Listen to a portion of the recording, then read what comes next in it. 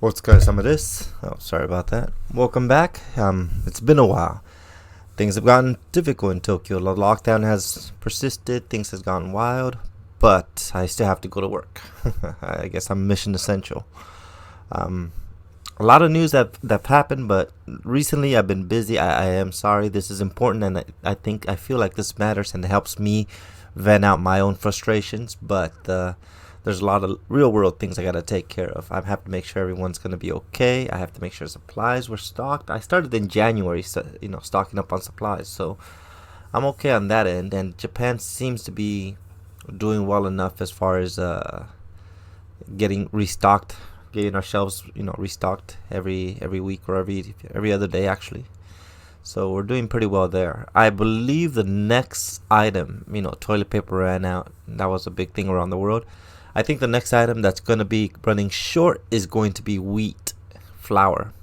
So if your diet consists of a lot of flour, I would go ahead and at least make sure you have enough to last you a while. Don't buy up the store. Be courteous, but um, yeah, I feel like that's going to be the next one to go short. I've been printing 3D masks to try to support the local hospitals.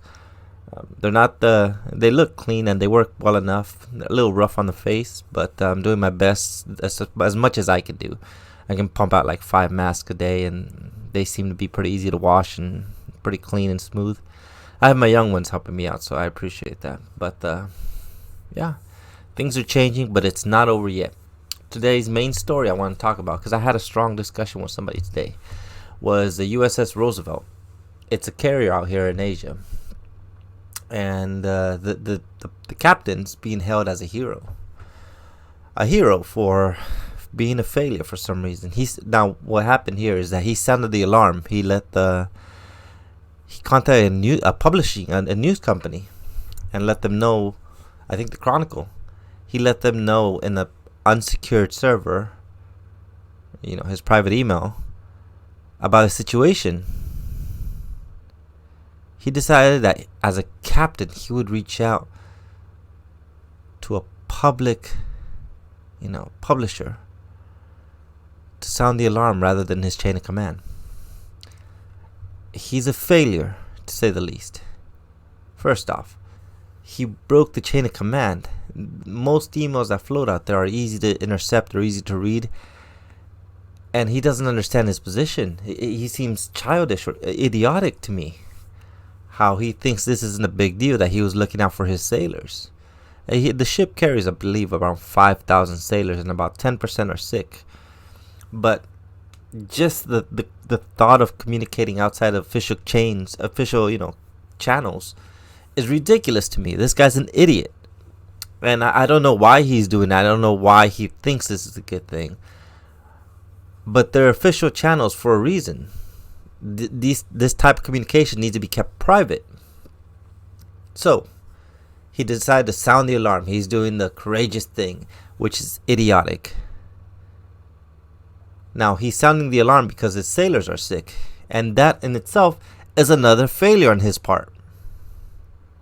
His sailors being unable to keep him healthy, keep him out of these.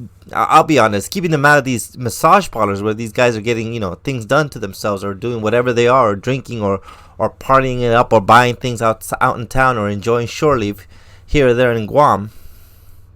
That's on him. It's on nobody else. It's his fault. These people are sick. They are his responsibility. So that was his first major failure. And then now he's worried people are dying. He panics. He reaches out to a news company because he knows he messed up. So he lets these news company know, which lets everybody know a captain is sounding the alarm on one of our carriers in Asia. And of course he gets relieved immediately. That's almost treasonous. That's incompetence to the next degree. He believes that we're not at war, therefore he should, make a spectacle of this. But that's not the case.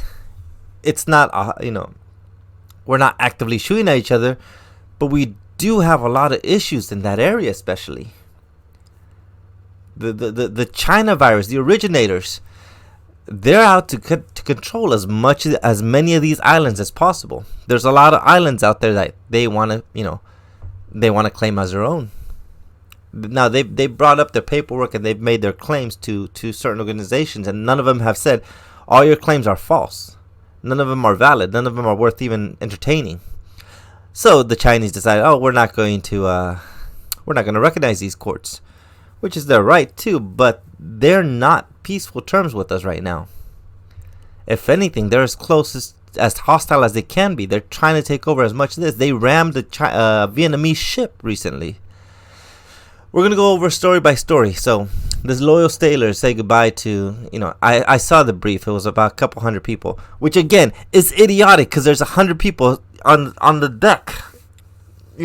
This guy's an idiot, and he decided to give his speech about how it's for I'm trying to save lives. We're not at war. We are at war, and I'll show you why. So he gets fired because he's an idiot, and he got his sailor sick, and he couldn't take care of it. He couldn't run his own ship, so he's gone. I don't know who's running the ship right now, but we have two of them. We have the Roosevelt, USS Theodore Roosevelt, and the Ronald Reagan. Ronald Reagan, I think, is docked in Tokyo. It's here it is. But now that one's out of commission, or that the enemy knows, China is definitely our enemy, knows that one of our ships is out of commission, or crippled, the Chinese decided to release a statement saying that our carriers are totally unaffected by the virus. Not just that, we're actively going to move our carrier down south to the contested areas. And who's there to respond? No one. We try to calm it down since the ship's crippled. We try to calm down, and on Guam we did what we call an elephant walk, which is where they get all the planes and they march them slowly, and it's like a show of force. It's like, look what we have, look how much we have, look at how massive our defense is. But there were no carriers, just planes. They could be they can take off from Guam, but that carrier was a big deal. It was a huge deterrent, and now it's out of commission. And why? I'm sure they're going to have their investigation, but this guy's glorified now. People are thinking of him as a hero. This guy is a great guy. He, of course he's not putting millions of lives at risk. Of course he's not, letting the enemy get the upper hand on us. Of course he's not doing it. Yes, he is. He's a failure. His job was to keep this area secured. His mission, the only thing more important than the mission, you know what that is? Nothing. The mission is priority above life and limb. And he failed the mission. And he failed his sailors. And in every possible way, he's a failure. He should have been, I hope he gets busted down a rank. I hope he goes back down to nothing. I hope he gets dishonorably discharged. I hope the worst things possible, because he put us in a terrible situation. So we have no carriers in the area. Now the two Chinese carriers are pitiful, to say the least, but they're still carriers, and they're roaming around free. We're tracking them by satellite, but even that, we can't see exactly what they're doing. So we're sending a destroyer, which is, it's no carrier, but it's something there. And now we have to ramp up our, saber rattling, which means we're making more aggressive statements saying, don't cross this line or else. And we have to, because we have to show that we're not, as crippled as we may appear now that we lost a carrier. So the tension in Asia is now rising. And not just that, the Navy's also going to be busy, where? Near Iran, of course. Iran's been famous for harassing our ships. Even under Obama's term, they took a couple sailors hostages, and they got a huge amount of money. They got paid off, because I guess we don't deal with terrorists unless it makes Obama look bad. Then we do. So we paid them off, and they got into a habit of harassing our ships. Well, Trump just said, shoot the ships if they harass you. That's a pretty bold statement.